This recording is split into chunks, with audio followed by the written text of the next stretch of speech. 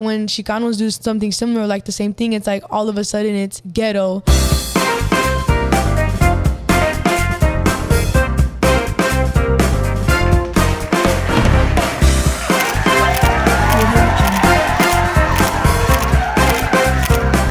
What is up, everyone, and welcome to episode 24. I am your host, Alanized, and this is Noche de Pendejadas. Para todas las pendejas allá en casita que se están preguntando qué chingados es esto, escuchen. Noche de Pendejadas is a weekly episodic show where I go ahead and bring your favorite influencers to chismear, have some cocktails, and see what the fuck they've been up to. So si tú quieres ver a tu influencer favorito, hazme un gran favor and drop their usernames down below. La semana pasada les trajimos a la invitada especial Bella, y esta semana les traemos una invitada igual de chingona. Please help me welcome my guest tonight, recording artist Jay Roxx. Hello. I feel like, this has been in the works for such a long time. Y hasta que se nos hizo, you guys. I remember we had spoken about it one time when we were on live. Yeah, on TikTok. On TikTok live. And I hit you up. Did I hit you up? Yes, right? But then I left you kind of on red. No, not even on red. I just didn't open it because I got fucking busy, you guys.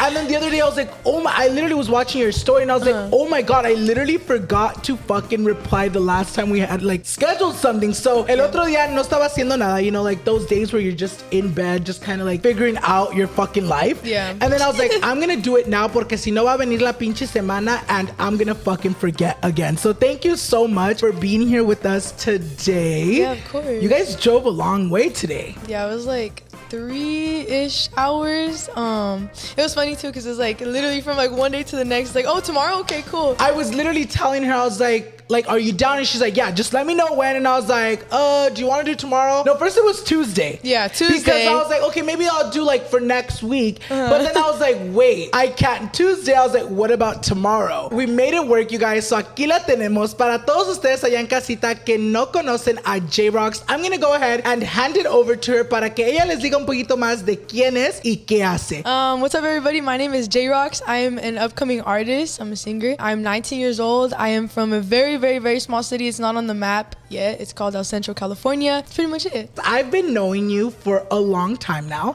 I want to say over a year already, because for those of you guys that have been following me and writing with me for such a long time, I was actually hosting your album release party last February. We're a whole year later, you guys, and I'm like, me la voy a traer porque yo sé que Jay Roxx, you guys, es otra persona diferente a lo que eras en ese entonces. How do you feel that you've grown as an artist throughout this whole year and a half? It's actually crazy because I've learned so much about the industry, and just being there, it's nothing like what you imagine that it is. I don't know, it's crazy because I still feel like a normal person too, because my hometown is real small. So when I go places to the mall or to go get groceries real quick, whatever, people always recognize me and I'm like, what the heck? And they think I'm so famous, whatever, and it's just I still feel so normal. I'm just doing what I love. Ya que la conocieron un poquito más, you guys, we're gonna go straight into the chisme porque yo sé que ustedes vinieron a conocerla and to get all the chisme of Jay Roxx. So with that being said, you guys, we're gonna go ahead and head over to Chisme and Cocktails. Como pueden ver, and just like Jay Roxx said, you're 19, so obviamente legally she can't drink, and I don't even think you drink, right? No, I don't. So we're gonna go ahead and cheers to some water, and she's just gonna pretend she's getting fucked up with water para poder sacarle el chisme, amigas. So pa arriba, pa abajo, pa el centro y pa dentro. Before we get started with the real questions, I want to know a little bit more about Jay Roxx, because I feel like muchos de ustedes que la conocen know more Jay Roxx the artist and not really Jay Roxx the person. Quiero saber cómo fue tu juventud. I want to know how your childhood was, and at what point in your childhood did you decide you wanted to be a singer? When I was little, I actually sucked at singing. But one time my dad was watching some boxing fights, and there was a girl singing the national anthem, and I thought she sounded so cool, so I was like, I could do that. And so I started to learn the national anthem just because I heard that, and I would practice it over and over and over and over again, and until I had the confidence to show my mom, and I was like, Mom, does this sound good? And she lied to me and told me yes. And she said yes. So ever since that day, I kept singing. That was when I was like 7 years old. And so I just kept singing ever since then. And I got really into music. My dad bought me an iPod and it had like Adele, Eminem, and whatever. And I would sit there and write the lyrics because we didn't have a computer. And so I would just like write down what I would hear and I would practice the songs over and over and over and over and over again. And I just really got into music and I just loved it. And I never thought being a singer was realistic. One, because it sounds really dumb, but when I was little, I didn't know that Mexicans could be singers. No, for real though, because I feel like especially living in the States, that. Like I didn't know that. I thought it was just like no offense, like I thought it was just white people that could make music. So I was like, I didn't know. And so that's why I just never thought it was realistic, because I was thinking like Britney Spears, Hannah Montana type stuff. I was like, my life is not going to be like that. And so I got older, whatever. And then when I was like 14, 15, that's around the time that my favorite artist passed away. It's not funny, but I just can't stop laughing. His name is XXXTentacion. I have like 4 tattoos for him. And when he passed away, it really inspired me and it brought out a whole other side of me that I didn't even know existed. And that's when I really started to take music seriously and I started writing, and all I would do is write, because I thought it was unfair that he was taken away from people and that they wouldn't get to have him on this earth anymore and they wouldn't get to enjoy his art anymore. So I thought I want to continue his legacy by doing something similar and having a similar influence. And so I started to get heavily into music. That's all I would do. You ask my parents, my whole high school was about music. And then when I was like around 16, 17, that's when I got real serious, because that's when you have to start thinking about college and blah, blah, blah. And I told my parents, I always said I never want to go to college. Like, I don't want to.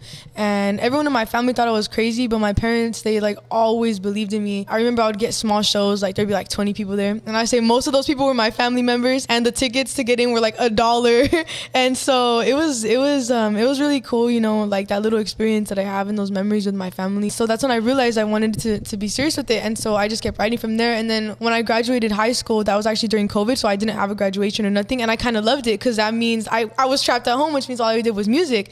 And so I started working on an EP. I was also going to college at the time, but it was like online, and I didn't want to go, but like my parents were like, you have to do something else. So I was doing online courses. Then one day, randomly, like I was for a week straight, I had got back into MC Magic's music out of nowhere. Like literally just out of nowhere. And so for a week straight, I was like bumping him and I kept talking about him. I was like, Mom and Dad, like one day I want to collab with him. It's kind of random. I wasn't like super into that music, but I still did like it. So then I told my dad out of nowhere, I was like, Dad, I want to write a Spanish song. And so he helped me, because I don't speak Spanish. I'm not fluent in it. I understand very little. But he thought I was crazy for wanting to write a Spanish song, because like that doesn't really make sense. And so we wrote my song. It's called Mi Amor. It's my first Spanish song. And I learned it well enough to have it memorized. And then literally a few days later, I had gone live with MC Magic, because he was going live with fans. And I was like, what the heck? Because he chose me. I didn't think he was going to pick me. And he picked me because of my username. My username is antisocial extrovert. And I remember my parents used to think like, why'd you change it? Like, they were like, that's a weird username. And I was like, I just like it because of a Kendrick Lamar song. And so I had it like that for years. And Magic's like, that's what caught my attention, was your username. And so that's why he chose me. And so I sang to him on live. And then the rest is history. It took off from there. And so I don't know. So a part of me kind of feels like it was luck, but then a part of me also feels like that was my destiny. Like that was like I was meant to be an artist, and I don't think anything else, you know? Have you been working too much where you feel like you haven't been taking enough time for yourself? Because me too. But today's sponsor, BetterHelp, is here to help. BetterHelp is a customized online therapy that offers video, phone, and even live chat sessions with your therapist. You don't even have to see anyone on camera if you don't feel comfortable doing so. It's much more affordable than in-person therapy, and you can get matched with the perfect therapist in under 48 hours. Sometimes we forget about our mental and physical health while working, and it's time for a change. I've had multiple burnouts during my career, and trust me, it's not it. Burnout symptoms can include lack of motivation, irritability, fatigue, and more. I recommend BetterHelp because it's never too late to take care of your mental health. Remember, you should always be your own priority. Our listeners get 10% off their first month at betterhelp.com/noche. That's betterhelp.com/noche. Thank you so much to today's sponsor for sponsoring today's video. and let's get back into the interview. I have a lot of questions porque nos dio tanta información. I have like 2-3 questions that just peeked out of there. I want to go a little bit back. You know, I've seen so many videos of you as a child, you know, performing in talent shows, doing stuff. How was that inner child of you? Like now that you look back, you're like, damn, like I really was manifesting this from the beginning. Because as someone like myself, I used to be an honor choir. Like, yes, I was doing that as a kid for fun, but never in my wildest dreams was like, I want to be a singer. Like, pa esto me voy a dedicar. What was it like as a child? Were you already thinking like, I'm gonna do this for a living, or was it just like for fun at the time? When I was a kid, it was definitely for fun because I always wanted to be a teacher. Like that was like my dream job, to be a teacher. Like I would force all my cousins to do like this fake homework that I would make on the computer and print it out. I would make them have grades and all this stuff. So I was like kind of like a dictator when I was a kid, you know? And like I'm still like that too. Like, you know, like I like to be in control of everything. And so like I had that in my mind. Like I was like, I'm gonna be a teacher. Like my whole life I wanted to be a teacher. The music was kind of like, I loved it, and it was like kind of a hobby as a child, you know? And I used to want to have a YouTube channel and all that when I was little, but I never actually did it. And I just really started taking everything seriously when I was like 14, 15. Now let's forward to that, you know, live with MC Magic. Okay. You know, she went live with MC Magic. Yes. And, you know, later on you ended up signing a whole ass, you know, record deal with Nasty Boy Record. Mm-hmm. How was that for you? How did, you know, did that catch you off guard? Because you went from singing a live song to, you know, recording an actual song with him to then later, you know, signing with him. What was the process behind the scenes to all that? Yeah, it was like a shock to me because like, especially as a fan, like imagine, like that's crazy. And so I was shocked, most definitely. But Magic told me like from the first day that he met me, he was like Jay, you're a star. Like that's it. And I was like, really? Like, real? And so he definitely opened up a lot of doors for me, and he taught me so much like about the industry and just like, you know, how to be basically like my own boss and just how to do everything. And he opened up doors like, you know, like to the more Spanish genres, and I got to explore a different side of my artistry that I didn't even know existed. But it was really cool, and it was very unexpected because it was originally, we were only supposed to record one song, Mi Amor, and it turned into a full album. And now we're like best friends. So it's really crazy. And he feels more like family now too. I don't know, like it is crazy like how it just went from that. Like I was just fangirling for him like 1 week, and then the next week it's like I literally got to meet him in real life. The music industry is real shady, you know, people are super shady and whatnot. So when Magic told me like, okay, let me get in contact with your parents, like let's set up a time and place to meet. Me and my dad thought that he was like not ever gonna show up. We thought he wasn't gonna follow through with what he was saying because a lot of people are like that. He literally like within a few days was like already like planning the trip, and he went out there and we recorded literally in my living room. Like it was so surprising like how fast and how consistent he was, you know. MC Magic has actually been a guest. I think he was a guest on our second season of Noche de Pendejadas.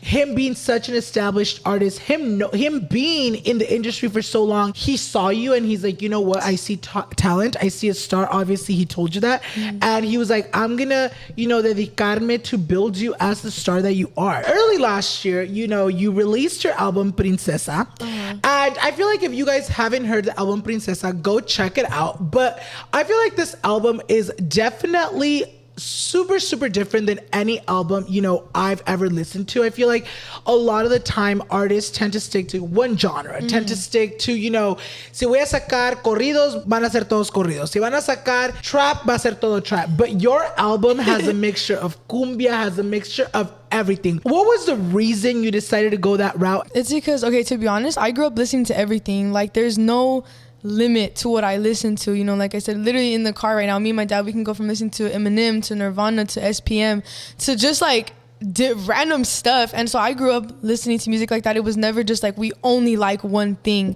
So I felt myself like as an artist, to put myself in a box is like the least artist thing that I could ever do, because art is everything and art is everywhere. So it's like you can't put yourself in a box, you can't label yourself as anything. And not only that, but my favorite artist, X, he was super into doing different genres, you know. He even did Spanish, he did every genre that he could possibly do before he passed away. And so I wanted to, you know, that inspired me to do something similar, because I was like, I don't have to do just one thing, I could do everything. So when we were recording our album, I would tell Magic like, oh, I like this song, I want to make a song like this, or I like this song, I want to make a song like this. So everything that I like, I just put it into that album. and it just came to be that. As an upcoming artist, you know, I feel like that can be something super, super risky to do, because I feel like, especially when you're trying to get your name out there, your first album, like we're not even talking about like your fifth, sixth album, it's your first album. I feel like it could be super risky because, you know, a lot of the time, like you can confuse an audience, like, oh shit, que canta? Canta cumbia, canta, you know, Chicano rap, or que canta? Was that ever a concern to you and your team? Like, fuck, look, we might be risking it, but we can also, you know, take the risk, and, you know, a lot of great stuff can happen to it. Was there ever that like convo? Not really, like in my mind, because I was like, if anything, it's better to show them that you could do everything, because then you can connect with so much more people like that than just be like, no, I only mess with these types of people. Yeah. Because like, and then only those types of people are gonna like you.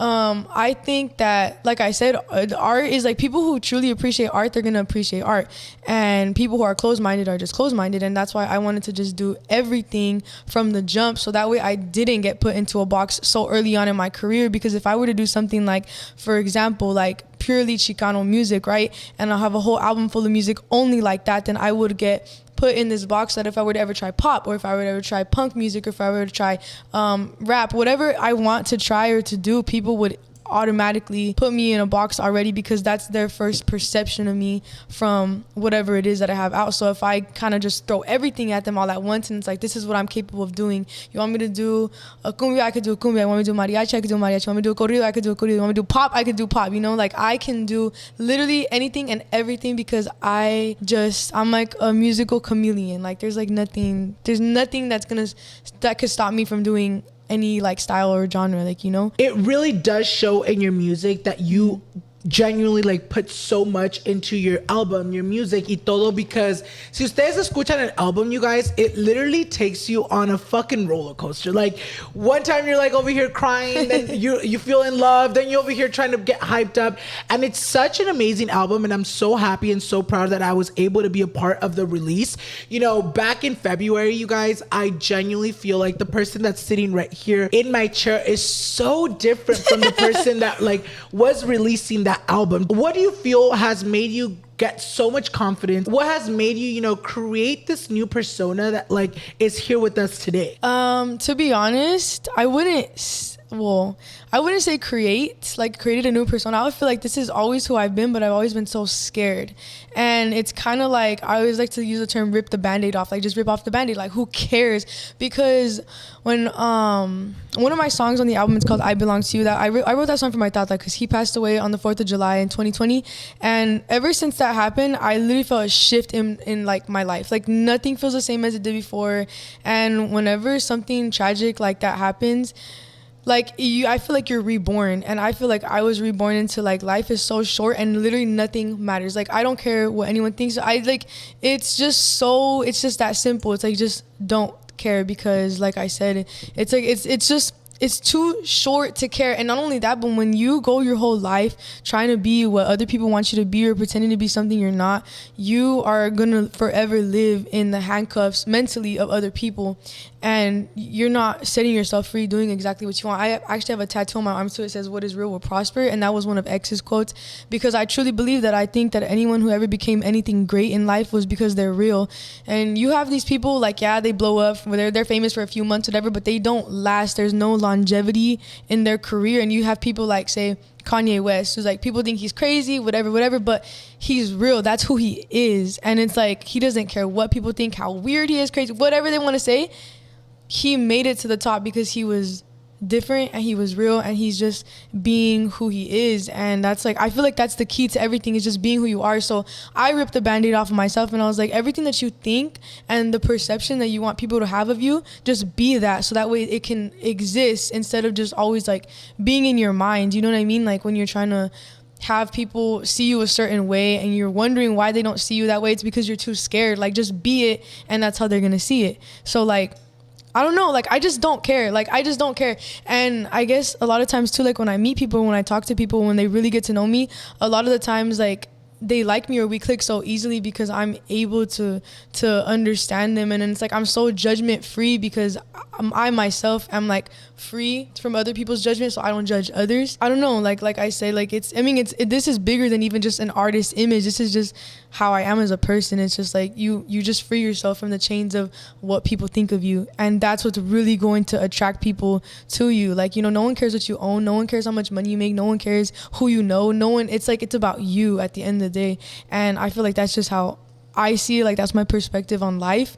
And so it makes me more relatable as an artist because people don't want to talk to someone who's like really cocky or egotistical or acts like they're on this like there's tiers to a human being. It's just you're a good person or you're a bad person. Was it hard for you to go online and be like, you know what, I'm tired, I'm going to show them how I really am? Because I feel like, especially when you're dealing with online, I feel like a lot of hate can come from it. From the start of your, you know, when you launched your album, you know, there was a lot of support, but there was also a lot of hate. You know what I mean? Oh, yeah. And I feel like hate, especially when you're getting into the industry, when you're really entering something that you love, can sometimes, you know, set people back because it gets into their head super quick.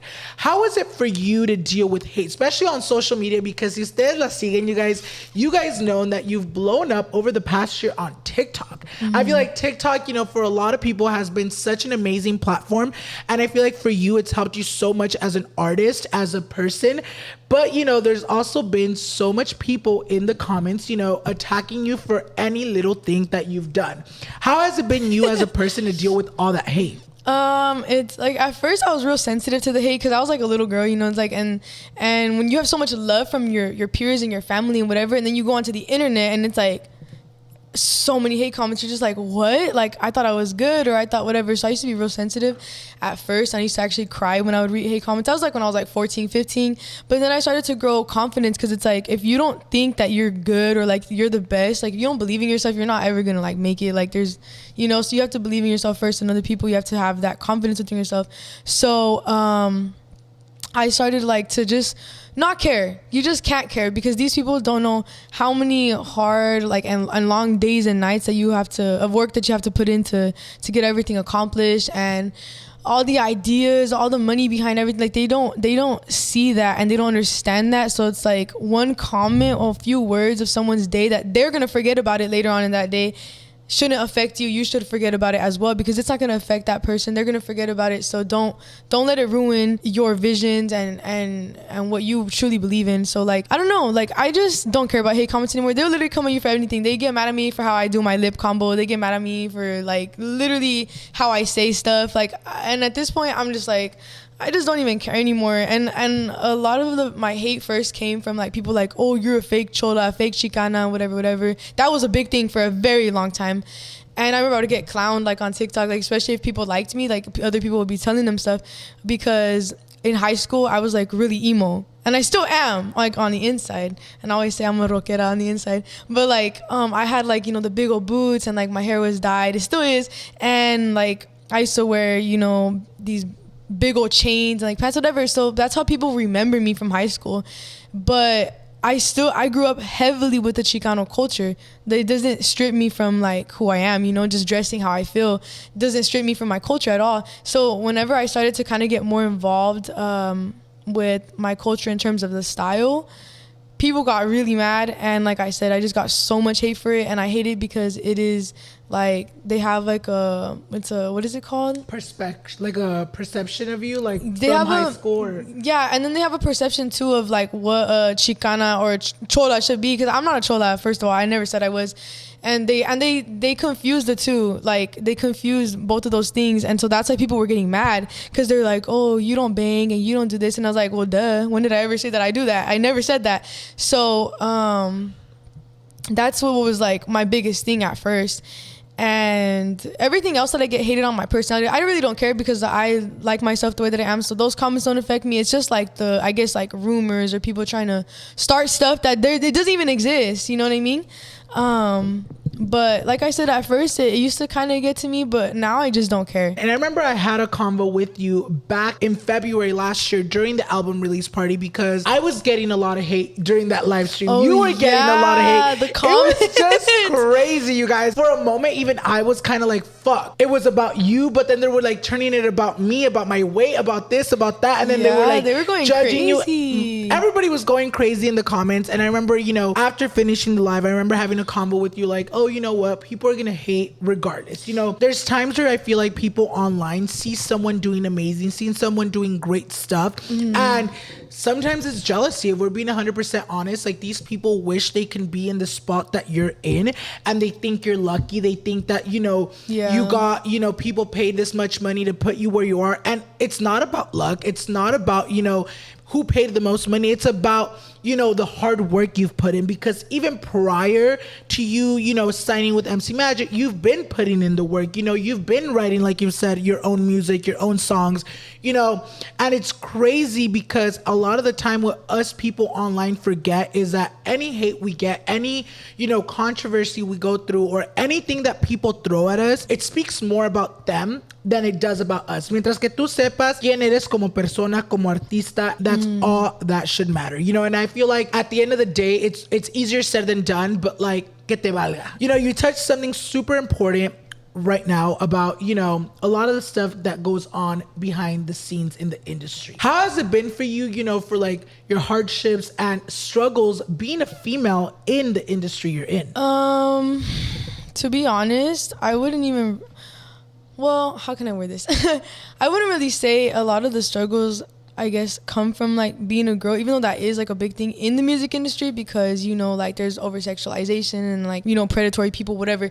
But that hasn't really been my problem because I have a really good team that they protect me. It's like they're all like my tios or something like that. It's like, I feel like I have like 5 dads. But I would say like one of the biggest things that's like, I guess that's a struggle is just being Chicana. Like, because our culture is so strong that sometimes people feel like you can't be anything else. That if you dress this way, you're instantly not Chicana. If you talk this way, you're instantly not Chicana. If you do your makeup this way, and it's like they don't understand that it's in your blood. Like you can't change that no matter what. And I feel like that's like one of the biggest struggles, that people forget that human beings are not one-dimensional beings. Like we are everything, and we're everything around us. Like we're products of our environment. So it's like you cannot just like only one thing or be only one way. And that's like, I feel like been one of my biggest issues. So it's like I don't know, some people think that I just can't do anything else, and that kind of like irks me, and it's really frustrating because they put you in a box before they can even see your potential. They don't even let you try. Like they literally don't even let you try. And so it's like, how can you prove yourself? They don't even let you prove yourself. You know what I mean? And then whenever you do try new things, you're like, oh, well, that's not for you. You need to stick to this, or you need to be like this. Like they think they like know everything. You know what I mean? And so I would definitely say like the biggest struggle with me, like musically, has been that. And also because I always say there has not been a single artist like in all of history, a Chicana artist that has made it mainstream. And I'm talking about like Lady Gaga, Britney Spears type level. Like that has never happened, like ever. And I know a lot of people would use Selena as an example, but she was more of a Tejana than like a Chicana, you know what I mean? And even then she got a lot of her fame after she died. And so that sucks because she didn't get to live it through, you know what I mean? To see like all the fans and all the love that they have for her and like our culture now. But even then it was just different because she wasn't really Chicana. She didn't rep that culture, you know what I mean? And people to this day, they still have a stigma that like Chicanos is like cholos and like gangbanging, and it's like ghetto. And so it's kind of hard to like, I don't want to say break out of that image, but it's hard to break out of the negative things that come with having that image. I could complain about that all I want, but I'm gonna just keep working on proving to people that we're not just that, like that we are not just that, because people have talked about this over and over about the being Chicano in the music industry, but like I haven't really seen anybody change it. I just wanna change it so I could just not be a conversation anymore, and like just prove and hopefully open up doors for other Chicano artists that want to do different things so that they don't have to, keep rapping over oldies beats or whatever. Like, they could do more than that. They could be anything that they want to be, and that their culture shouldn't keep them grounded or make them feel like they're stuck with something that's not completely them. That's very important that you mentioned that, because I feel like a lot of like the Chicano culture, I feel like it's not mainstream. Like you mentioned, there's other artists that are of Latin descent and everything that have gotten mainstream, but it's the culture that you're repping. It's the the people that you're singing to, like, that don't get that same mainstream spot. Why do you think it hasn't become a mainstream genre? I personally feel like because the Chicano culture is, first of all, it is really small compared to a bunch of other cultures, because sometimes even our own people don't claim us. Like Mexicans, like you have Mexicans, like Mexicans that come from Mexico, they weren't born here. They don't like us, but we are a part of them. So it's like, even if our own people kind of divide us, it's like, how can we expect others to accept us? And so there's already that. Okay, there's a lot of division, and we're already like a minority. And two, the culture is just so specific to the culture that when we're rapping about, or when they're rapping about the way that we dress, the way we talk, everything about the culture, other people cannot relate to it because it is so deeply embedded in us. And it's just like so specifically ours that it's very hard for other people to relate to it. And that's why I feel like it hasn't gone mainstream, just because, like I said, it's so there's so much culture involved, Other people just can't relate to it because that's not everybody's culture. And like I said, there's nothing wrong with representing your culture. Matter of fact, I think it's like one of the most important things ever. And that's been one of my biggest things ever since I started making music, is to make sure that I represent my culture, because I don't want to forget about it and I never claim it and whatnot. Even like listening to you and hearing you, I feel like I'm like seeing so much shit in so many different perspectives, because you see a lot of like, the mainstream artists, like the Karol G's, the really big mainstream artists. And if you really te pones a pensar their lyrics are very general lyrics. Like everyone parties, everyone drinks, everyone, like their lyrics talks about things that can appeal to such a big audience, as opposed to like your Chicano genre. It's more appealing on a personal level. You guys talk about, what you guys are going through, not necessarily what everyone goes through. And I feel like it's really important, like you said, like you're gonna do more than just have a conversation. You want to work your ass off to be able to prove the people wrong that your cultura, your genre can be on that same mainstream level. Not only that, but like, it's never been cool to be Chicano. First of all, that's one of the biggest things that I feel like too, because it's like every other culture, everyone wants to be that. Everyone wants to be something else. But Chicano culture has always been like, no, we're ghetto. Or nobody, that's not cool. That Chicano rap is whack. Or whenever a Chicano rapper, even I just did it right now, but for the sake of the example, like a rapper that happens to be Chicano, and when he starts rapping, they call it Chicano rap, because of who he is. And not that I want the term Chicano rap to be negative, but I'm just saying, like, look at how they automatically do that. How they won't just be like, oh, he's a rapper. It's like, oh, he's a Chicano rapper. He does Chicano rap.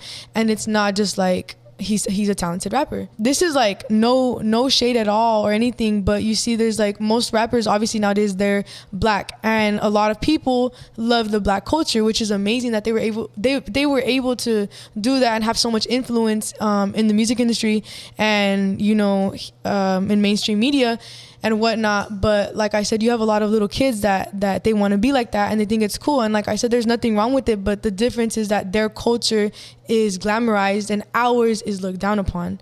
And it's always been like that, no matter what anybody says, no matter what anybody what anyone thinks or wants to say. Like, that's the proof. Look at how these kids are nowadays. Like, you could see that they are heavily influenced by the mainstream hip-hop culture, and that's mostly black artists, and that's really good for them.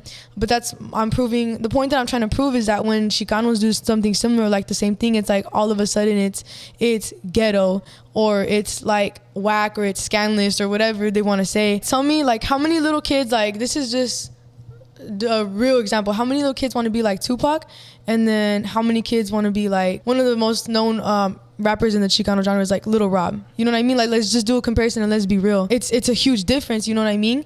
And Lil Rob has had a huge impact on the Chicano culture, but that's it. And there's no way to break out of that, to like to go to the mainstream, because like I said, people are they just look down on us. And like I said, no matter what anybody wants to say, and no matter how much the media tries to taint the image of the hip hop culture and whatnot, the influence still stands. The influence still stands no matter what people think, you know? And that's the point that I'm trying to say. Like, yeah, the media is going to try to make them look bad, like, oh, gangsters and blah, blah, blah, blah. But at the end of the day, their influence is ridiculous. Like, it's up there. My next question, que te tengo, you know, you brought him up, Rob. You know, it's crazy because you've done collabs with MC Magic, you know, Bella the rapper, and you did such an amazing song with him, you know, the I Belong to You, which I feel like has become such an iconic song. I feel like when it came out, like, I love the video. I love everything. And a lot of people don't know your mom's in the video. Oh, yeah, you know, your mom is basically his wife. His wife. How is it like to, you know, collab on a song with such an iconic person in, you know, the Chicano genre? I was shocked. Like, I was real shocked that he agreed to the feature, because before, like, actually meeting Rob, Magic had told me, like, he's like, Rob doesn't collab with anybody. Like, he doesn't collab with anybody. So I didn't think he was gonna say yes. And then when he said yes, I was like, what? Like, that's ridiculous, but it's cool at the same time. I was like, that's crazy.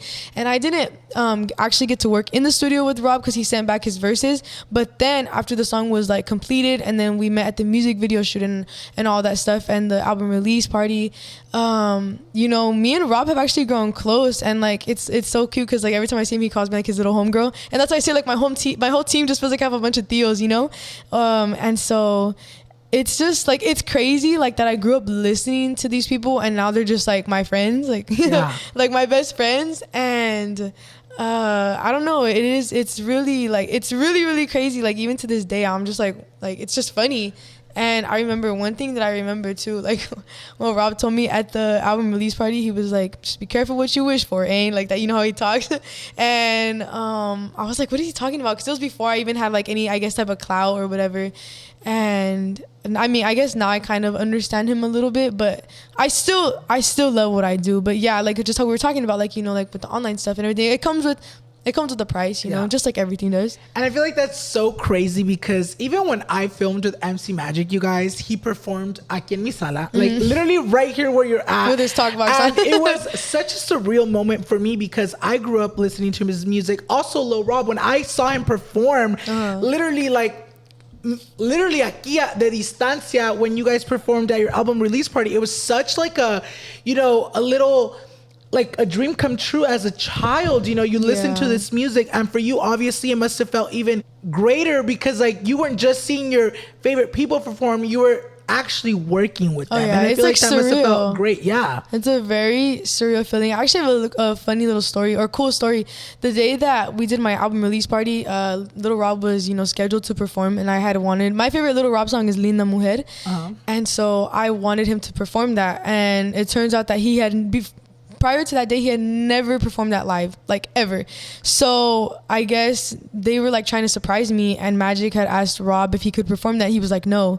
And then when Magic had told him like Jay requested it though, then he was like, okay, like I'll do it for Jay. So that was the first time he performed Linda Mujer. But it's crazy because the story behind Linda Mujer is that he wrote that song for his grandma, I believe, yes, his grandma that passed away.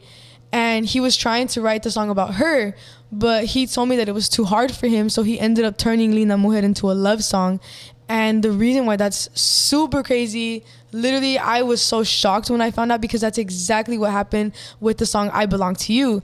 That song was supposed to be about my tata and his life and everything, but it was so hard to write about it, and I would just like break down too much, so that we just ended up turning it into a love song.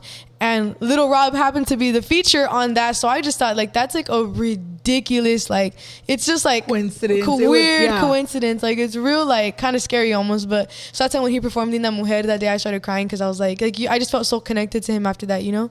It was like a whole full circle, you know. And going back to what you mentioned in the beginning of the interview, you know, you used to do little concerts for 20, 30 people. And like you mentioned, those 20, 30 people were majority your family. How does it feel now to be touring, you know, and singing live to thousands and thousands of people? And let me go ahead and say something, you guys, because I know a lot of bitches back there, they'll be like, they're not there for you, they're not there for you. Have you guys seen the videos of people yelling your name? they're there for you. You know what I mean? Yeah. How does that feel? Honestly, it's really crazy because, like I said, I've never been afraid to perform either. I've never gotten nervous and nothing like that. So that's why when I do these big shows, one time I think our biggest show was like I don't know if it was 20,000 people. It was something grand, like a few like 10 grand. Yeah. I don't remember how big our biggest show was, but it was huge, and I never get nervous. So like I would say I was pretty prepared for tour, but it is like such a huge difference from these like little tiny venues that I used to be doing, because I'm telling you, a majority of the people in there would be my family.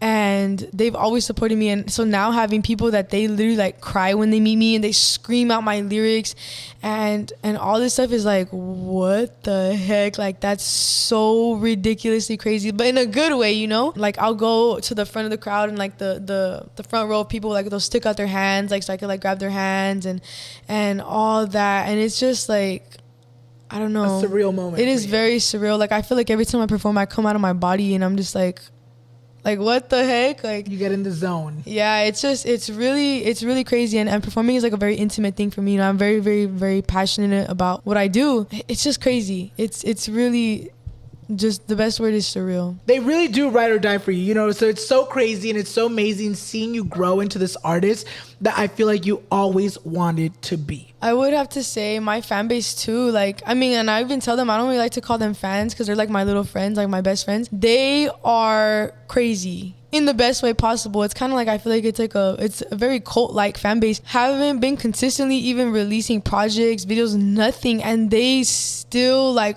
they go so hard for me, and I just appreciate them for that so much, you know. And I'm always talking to them. I'm always talking to them on Snap, on Twitter, on Instagram, on TikTok, on everything. That I'm always make sure like to be constant in their lives, because I know that some of them they just need that. And two, I don't have any friends, so like they're my friends, you know. Like, I'll go on live and it's like I say it's like a group FaceTime. I just like to, like I said, I just say what is real will prosper, and so I just be that for them, and I'm just very transparent with them. I tell them everything. I tell them exactly how it is. And like I said, I couldn't appreciate them anymore. And my fans, like, or my supporters that are real diehard, like, they know me like the back of their hand. And I've had a few like fans that I've met in person that they bring me like hyper specific gifts. They write me cards with so many inside jokes, like, you know. And so it's crazy that many people love me.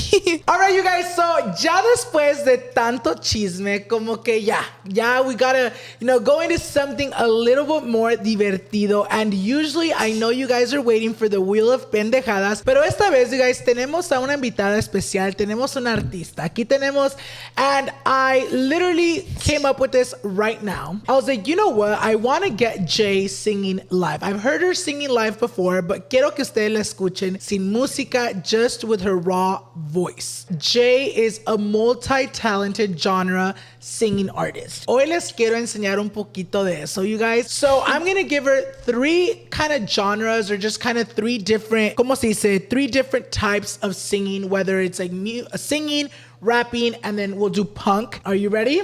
I'm always ready. Okay, we're gonna do a singing genre. Okay, so this is my number one song that everybody loves it, and it's called Princesa. So it goes like this.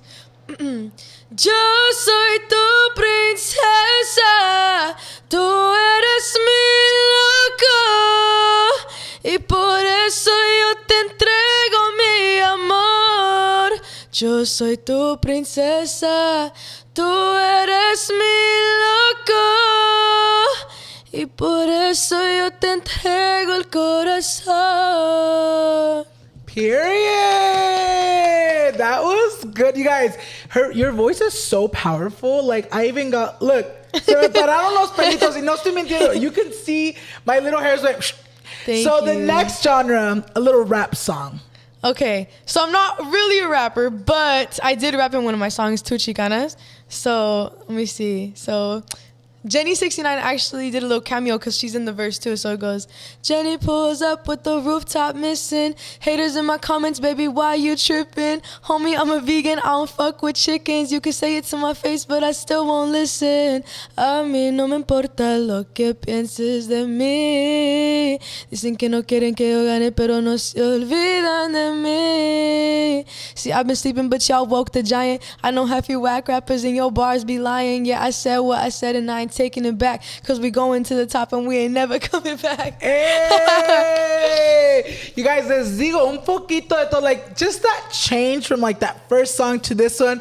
Ahora les voy a cambiar un poquito más. The next genre, give us a punk. Okay, this is unreleased. It's called Once Upon a Time. So it goes like, I left my love at the altar. He said, come back to me. I stuck a knife in his heart and then I watched him bleed. Once upon a time, you were a fantasy, but I'ma end this fairy tale. No more you and me. Period. You guys, it sounds better with all the guitars. No, but I feel like it sounds good to hear. And I feel like, you know what's crazy? Aunque no haya music, every single song que cantaste ahorita, you can tell the genre it is. Like, just by your voice, just by, you know, the different... Because for every little, you know, piece que nos diste, era como si era una persona diferente. And I feel like that's what people love about you, that you're able to give them something different with every song. You know, and you don't see that a lot because I feel like a lot of artists se quedan con el mismo genre and they ride with it until like se gastan, and it's crazy that you're able to do more than just one. All right, you guys, so ya que la escucharon un poquito cantar, I'm sure you guys got a lot of chills, también como yo. But we are approaching the end of today's episode. Y antes de que nos vayamos, you guys, I want to turn it over to Jay para que ella nos diga what is next for Jay Roxx. I just want to let you guys know that I'm actually on tour right now. This weekend, I'm going to be in Texas twice, and I'm also going to be in San Diego. And I have a bunch of other upcoming shows. For this tour, you can buy the tickets at mcmagicconcerts.com. You'll find all the locations there. It'll have all the information. I'm also working on my rockera EP. So for all my rockeras out there, it's going to be a little bit different from the stuff that I have out right now. I'm also working on a brand new merch drop because I haven't dropped merch in a while. So I'm working on a brand new merch drop, new designs and all that stuff. That's at jayroxx.com. My Instagram is antisocial extrovert. My TikTok is jayroxx. It is JAYROXXX.